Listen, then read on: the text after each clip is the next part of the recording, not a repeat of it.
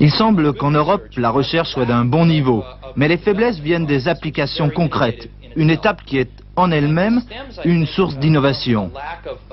Cela, je pense, vient d'un manque de sociétés prêtes à risquer pour entreprendre. Ce que nous appelons le développement, c'est rarement les grandes entreprises qu'ils font, c'est plus les petites ou les moyennes entreprises. Alors ce qu'il faut, c'est beaucoup de petites entreprises avec des étudiants doués, des capitaux à risque plus efficaces entre les mains du secteur privé, et aussi des champions que l'on prenne pour modèle en disant « l'innovation c'est ça ». Mais il y a quelque chose de plus subtil, c'est le facteur culturel. En Europe, l'échec c'est très grave.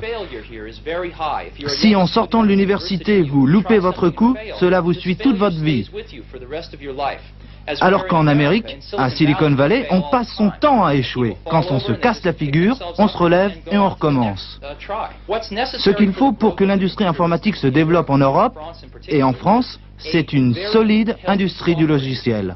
Parce que le logiciel, c'est le pétrole des années 80 et 90, de cette révolution informatique.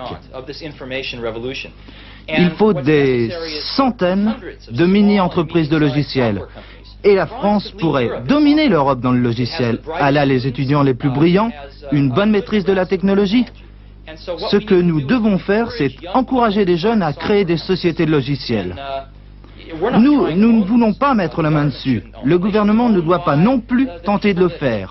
Elles doivent appartenir à ceux qui prennent des risques.